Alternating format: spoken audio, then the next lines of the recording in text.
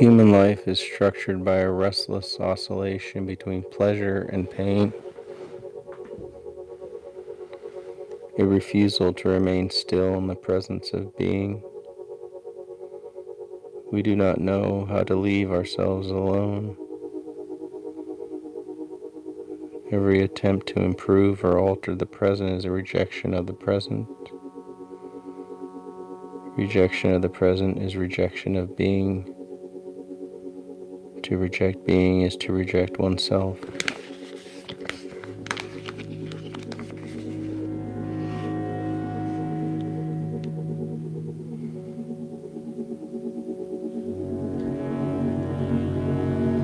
Every attempt to improve or alter the present is a rejection of the present.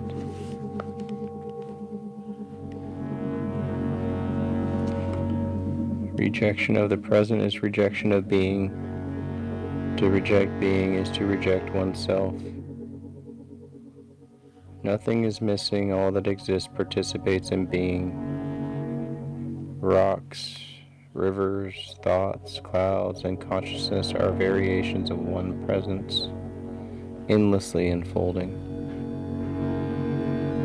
As the river forgets it is water, so the soul forgets it is being. Fear of dissolution prevents recognition of continuity. The soul is the organ of experience and the site of transformation. It is the instrument through which being perceives and celebrates itself. Life unfolds in two possible directions, as an open flow of creative authenticity or as a constricted repetition of distortion. Both are manifestations of the same dynamism of being. Ignorance is not absence of knowledge, but fixation of perspective, a refusal to adjust the focal setting through which being perceives itself. To inquire is to realign the focal setting. Inquiry opens the lens through which being becomes aware of its own depth. Truth understanding is not mental comprehension, but direct awareness of what is. Essence is not something within. It is the true nature of presence itself. Being's purity has lived immediacy. Essence is what remains when all self-concepts are set aside. Space is not absence, but the very ground of existence. What appears as emptiness is fullness beyond measure, the invisible matrix of all manifestations. All perception arises from a focal setting that determines what appears solid and what appears open. To change this setting is to open new spaces of reality. Beyond every bounded perception lies a more encompassing openness. Great space is not beyond us, it is within and through us, the dimension in which all dimensions arise. Every manifestation of being occurs as an edge. Borders are conceptual and ideal, precise, abstract, and linear. Boundaries are lived, porous, dynamic, and indefinite. Boundaries, unlike borders, belong to what they enclose. They are not separations, but thresholds, passages through which being exchanges itself with the world. Vagueness is not defect, but truth of form. The world's edges are fluid because being itself is fluid. Indeterminacy is a mode of presence. Space projects space into space. What appears as object, event, or thought is space. Space revealing itself through form.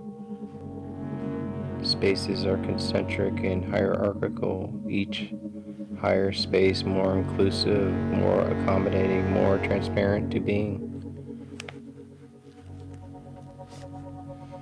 Lower space is condition of fixation. the setting in which appearances seem opaque and separate. It governs perception through hidden laws until inquiry exposes its relativity.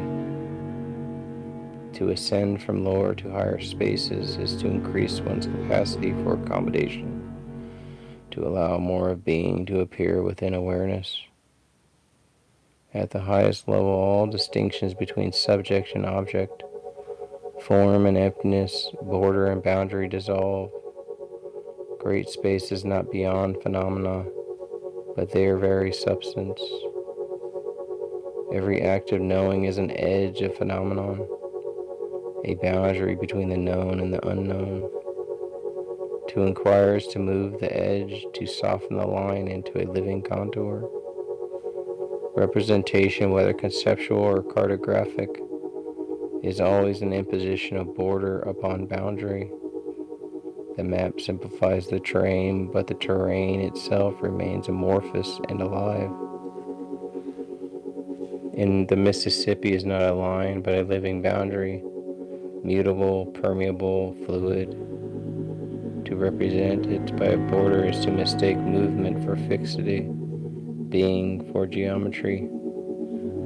All horizons are thresholds, neither here nor there. They mark the limit of perception while inviting its transcendence. Freedom is the capacity to dwell without resisting at the edge of perception.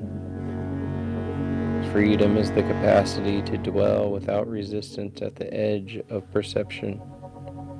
To live where borders become boundaries and boundaries become sky. The journey of inquiry is both the longest and the shortest. One travels only far enough to arrive where one already is. To realize essence is not to go elsewhere, but to return to immediacy. The end of the journey is the rediscovery of the present as infinite. Every border closes, every boundary opens. Their interplay continues. It's constituted. The rhythmic pulse of manifestation, contradiction and expansion, form and dissolution.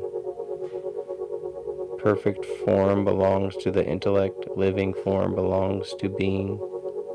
The circle and the river are one when the mind ceases to impose the line. The path of the soul is a spiral, not linear ascent but recursive returns. Each revolution opens deeper dimensions of space, closer to the origin that was never left.